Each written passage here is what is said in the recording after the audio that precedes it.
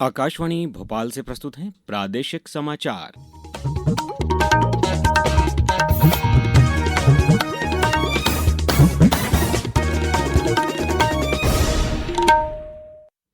नमस्कार, समाचारों के साथ मैं अभिषेक कटियार। सबसे पहले इस बुलेटिन के मुख्य समाचार।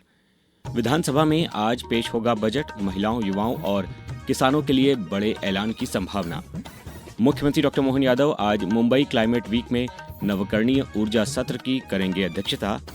इंडिया एआई इम्पैक्ट समिट में आज प्रधानमंत्री नरेंद्र मोदी स्पेन, फिनलैंड और अन्य वैश्विक नेताओं से करेंगे मुलाकात। और ग्वालियर के कुलैथ में आज मुख्यमंत्री डॉ मोहन यादव कृषक कल्याण वर्ष के पहले राज्य स्तरीय किसान सम्मेलन का करेंगे शुभारंभ। अब समाचार विस्तार से। विधानसभा में आज बजट पेश किया जाएगा। राज्य के वित्त मंत्री जगदीश देवड़ा सुबह 11 बजे इसे विधानसभा के पटल पर प्रस्तुत करेंगे। अगले साल 2027 में होने वाले पंचायत और निकाय चुनावों को देखते हुए ये बजट काफी अहम माना जा रहा है। इस बार सरकार महिलाओं, युवाओं और किसानों के लिए बड़े ऐलान कर सकती है और कुछ नई विकास योजनाओं की घोषणा भी कर सकती है। बजट पेश होने से पहले मुख्यमंत्री डॉ मोहन यादव की अध्यक्षता में कैबिनेट बैठक में इसे मंजूरी दी जाएगी। ये मोहन सरकार का तीसरा और अब तक का सबसे बड़ा बजट माना जा रहा है। मध्य प्रदेश सरकार का एक बार फिर बजट आने वाला है और मध्य प्रदेश की आर्थिक विकास दर बहुत अच्छी स्थिति में आज तक की सबसे तेज गति से आगे बढ़ने वाली ये सिद्ध हुई है, जिसके केवल 2 वर्ष के बीच 2023-24, 24-25 दोनों वर्ष का अगर पूंजीगत व्यय अगर देखता हूं तो ये 46% की अभूतपूर्व वृद्धि हुई है। पूंजीगत व्यय में तेजी का सीधा संबंध नए उद्योग, बेहतर कनेक्टिविटी और रोजगार के अवसरों से होता है। इससे स्पष्ट है कि सरकार केवल घोषणा नहीं कर रही है बल्कि जमीन पर निवेश उतार रही है। विधानसभा में कल वित्त मंत्री जगदीश देवड़ा ने चालू वित्तीय वर्ष का तीसरा अनुपूरक बजट पेश किया। ये करीब 19,287 करोड़ रुपए का है। इसके साथ ही श्री देवड़ा ने साल 2024-25 का आर्थिक सर्वे भी सदन पर रखा। इसमें बताया गया कि प्रदेश की जीडीपी करीब 11% बढ़ी है और प्रति व्यक्ति आय बढ़कर 1,69,000 रुपए हो गई है। आर्थिक सर्वे के मुताबिक 2025-26 में राज्य की कुल अर्थव्यवस्था का आकार करीब 16.7 लाख करोड़ रुपए रहने का अनुमान है, जो पिछले साल से ज्यादा है। मुंबई क्लाइमेट वीक 2026 में आज मुख्यमंत्री डॉ मोहन यादव विशेष सत्र की अध्यक्षता करेंगे। इस दौरान प्रदेश की नवकरणीय ऊर्जा और ऊर्जा भंडारण से जुड़े नवाचारों पर प्रेजेंटेशन होगा। शाम 6:30 बजे से 8:10 तक बीकेसी स्थित होटल सॉफिटेल में मुख्यमंत्री रोड मैप और प्रेजेंटेशन का नेतृत्व करेंगे। प्रदेश सरकार के प्रेजेंटेशन में ये दिखाया जाएगा कि प्रदेश ग्रीन एनर्जी और सतत विकास की दिशा में तेजी से आगे बढ़ रहा है। आयोजन में देश विदेश के नीति निर्माता, विशेषज्ञ और निवेशक हिस्सा लेंगे। प्रधानमंत्री नरेंद्र मोदी आज इंडिया एआई इम्पैक्ट समिट में हिस्सा लेने आए कई वैश्विक नेताओं से मुलाकात करेंगे। इसमें स्पेन के राष्ट्रपति पेड्रो सांचेज, फिनलैंड के प्रधानमंत्री एंटी पेटेरी ऑर्पो के साथ कई अन्य नेता शामिल हैं। वहीं कल प्रधानमंत्री नरेंद्र मोदी ने मुंबई के लोक भवन में फ्रांस के राष्ट्रपति इमैनुअल मैक्रों से मुलाकात की। मुलाकात के बाद दोनों नेताओं के बीच द्विपक्षीय वार्ता भी हुई। प्रधानमंत्री ने बताया कि दोनों देश मिलकर भारत में हेलीकॉप्टर बनाएंगे, जिन्हें दुनिया भर में निर्यात किया जाएगा।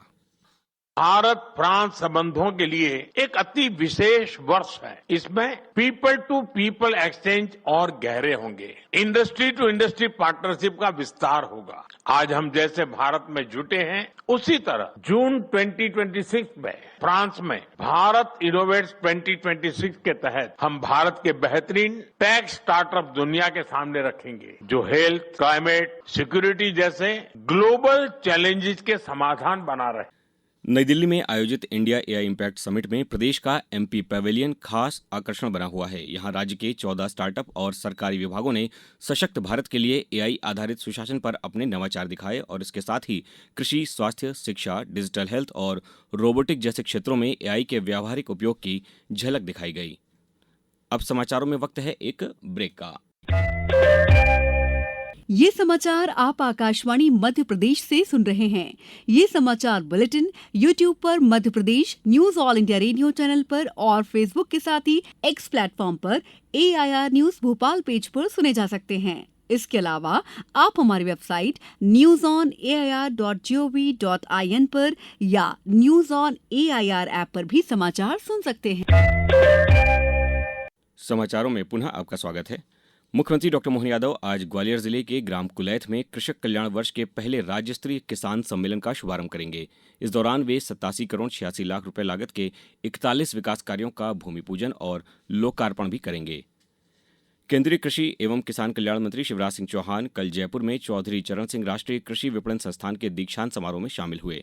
उन्होंने विद्यार्थियों को सलाह देते हुए कहा कि दीक्षांत समारोह मतलब दीक्षा का अंत थोड़ी है। जिस क्षेत्र में तुम्हारी विशेषज्ञता है उसमें तुम विशिष्ट स्थान अपना बनाओ और सोचो, बड़ा टारगेट तय करो। उद्योग लगाना है, स्टार्टअप शुरू करके और आगे बढ़ना है। तो मैं तुमसे ये कहने आया हूं कि तुम भी असाधारण हो, साधारण नहीं हो। बड़ा टारगेट तय करो, उस टारगेट को प्राप्त करने का रोड मैप बनाओ और उस रोड मैप पे पूरी मेहनत और ईमानदारी से चलो। तुम सचमुच में एक नया इतिहास रच दोगे और दुनिया कहेगी कि ये कोई हस्ती है। श्री चौहान ने जयपुर स्थित राजस्थान कृषि अनुसंधान संस्थान का दौरा भी किया। यहां उन्होंने प्रयोगशालाओं और फील्ड में चल रहे शोध कार्यों का अवलोकन किया और वैज्ञानिकों व किसानों से चर्चा कर उनके अनुभव सुने। प्रदेश में प्रमोशन में आरक्षण को लेकर हाईकोर्ट में कल सुनवाई पूरी हो गई। सरकार ने बताया कि अब हर विभाग में अलग कमेटी बनेगी जो प्रमोशन और आरक्षण के नियमों का पालन सुनिश्चित करेगी। कोर्ट ने सरकार और कर्मचारियों के तर्क सुनने के बाद अपना फैसला सुरक्षित रख लिया है। केंद्रीय गृहमंत्री अमित शाह आज पश्चिम बंगाल के एक दिवसीय दौरे पर रहेंगे। कोलकाता पहुंचने के बाद वे नादिया जिले के मायापुर स्थित इस्कॉन मुख्यालय भी जाएंगे। यहां वे श्रील भक्ति सिद्धांत सरस्वती ठाकुर की 152वीं जयंती के अवसर पर आयोजित कार्यक्रम में भाग लेंगे। अब रुक करते हैं क्रिकेट का। पुरुष टी20 क्रिकेट विश्व कप में आज 3 मैच खेले जाएंगे। सुबह 11 बजे दिल्ली में दक्षिण अफ्रीका और संयुक्त अरब अमीरात आमने सामने होंगे। दोपहर 3 बजे कोलंबो में पाकिस्तान का मुकाबला नामीबिया से होगा, जबकि शाम 7 बजे अहमदाबाद में भारत और नीदरलैंड्स की टीम भिड़ेंगी। अब रुक करते हैं मौसम का। प्रदेश के 22 जिलों में आज के लिए आंधी, बारिश और गरज चमक का अलर्ट जारी किया गया है। प्रभावित जिलों में इंदौर, उज्जैन, ग्वालियर सहित अन्य जिले शामिल हैं। 2 साइक्लोनिक सर्कुलेशन और एक वेस्टर्न डिस्टर्बेंस के कारण मौसम में बदलाव होगा। गुरुवार को भी ग्वालियर और चंबल क्षेत्र में बारिश की संभावना है। अब कुछ समाचार संक्षेप में।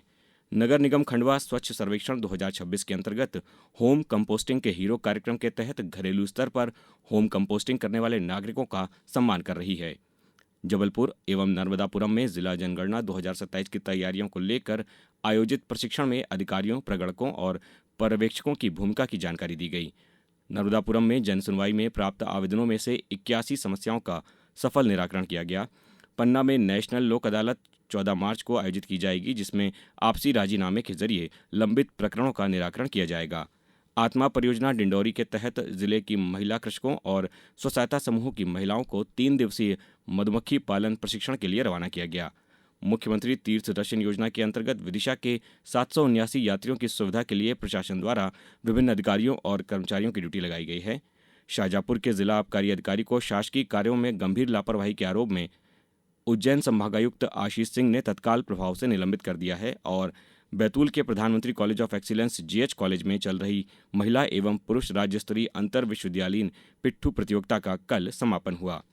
अंत में मुख्य समाचार एक बार फिर। विधानसभा में आज पेश होगा बजट। महिलाओं, युवाओं और किसानों के लिए बड़े ऐलान की संभावना। मुख्यमंत्री डॉक्टर मोहन यादव आज मुंबई क्लाइमेट वीक में नवकरणीय ऊर्जा सत्र की करेंगे अध्यक्षता। इंडिया एआई इम्पैक्ट समिट में आज प्रधानमंत्री नरेंद्र मोदी स्पेन, फिनलैंड और अन्य वैश्विक नेताओं से करेंगे मुलाकात।